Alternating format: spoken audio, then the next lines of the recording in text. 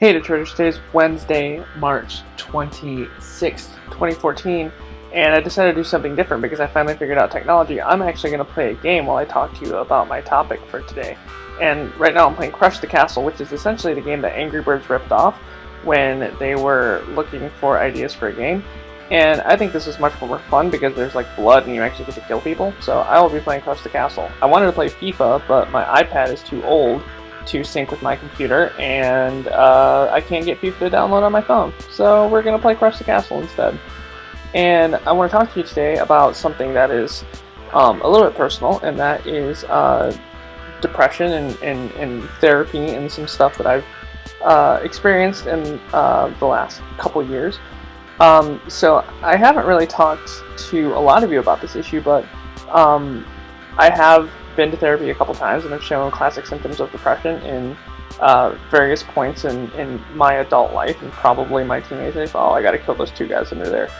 And I only have the tiny stone. This is gonna be difficult. And it wasn't until I got to college where I actually started like finding resources to help sort of treat it and do various things. And it was with the help of a lot of friends that I had back then, and unfortunately don't talk too much anymore.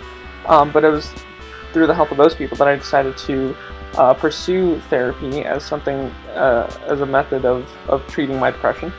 We're just going to start this castle over again because I am struggling with this one right here. Oh, that's a good shot. Oh. Yes! Perfect. Single shot. Look at that. Anyway.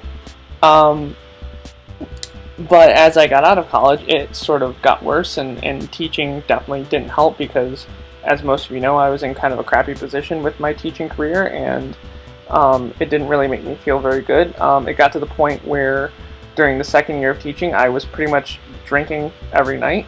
Not just, having a beer when I got home from work. I mean, I was drinking pretty heavily.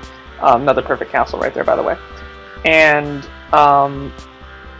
getting to the point where it was affecting my work and it was affecting, my relationships with people. And it got really bad. At one point, I confided in one of you, and I'm not going to tell you who because that's, a lot of pressure on that one person. But I confided in one of you that I was thinking of checking myself into a mental hospital because I was afraid of what I was going to do to myself, and I was afraid of what I was going to do, how I was going to hurt myself emotionally and physically and all these other things. And I'm not telling you this to tell you, a sob story as I'm sitting here killing fake guardians of a fake castle. I'm saying it's because it took a long time of feeling this way before I was actually able to do something about it. And there were a lot of barriers in Detroit preventing me from doing that. Oh, 5 shots. That was pathetic. I might have to do that one again. We'll do it later. Preventing me from getting help when I was in Detroit. The main thing was cost. We were almost all of us were teachers at one point, so we know how, bad the health insurance policies are. Look at that. That was a perfect shot. How bad our health insurance was, so wasn't always able to afford it. Didn't always have the time to go because, unfortunately, therapists usually have normal hours like 9 to 5, and we usually started work before 9, and very few of us left school at 5, so it was very difficult to find the time to get in and talk to somebody. The cost was usually a little too much, and we often don't think of our everyday problems. Oh, it's starting to lag. There we go. That's a little better. We usually don't think of our everyday problems as something that requires that kind of attention. And it's really unfortunate because, the day-to-day stresses of life that we just kind of attribute to, the workday or whatever it might be, can often compile and make things a lot worse than what they actually are. So I've been very lucky to, number one, have friends and family who have been incredibly supportive. I know you guys have always been supportive of me, even though I do some things that most of you, aka Robin, aren't necessarily proud of. And but I do know that I'm always able to talk to you guys about anything. My parents have been extremely supportive. Oh, that was a terrible shot. They wouldn't be supportive of that shot, I'll tell you that right now. And my biggest champion in all of this has got to be Amanda, because she's recently encouraged me to go talk to somebody, and with her encouragement, I found a new therapist who's a really great guy. The best thing he said during my first session with him was, "Well, we definitely don't want to take away your crustiness." So I mean, that's the sign of a good therapist, for me at least.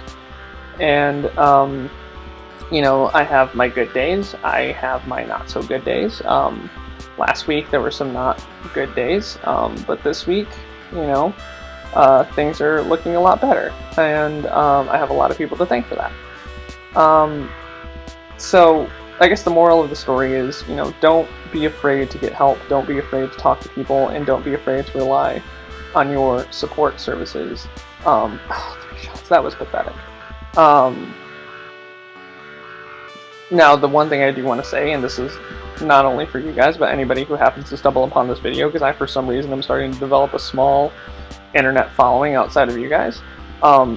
If you ever think about hurting yourself in any way, or ending your life, take that seriously. There are a lot of resources out there to help you out. In fact, if you Google suicide, I'm just going to start this one over because it's pretty pathetic.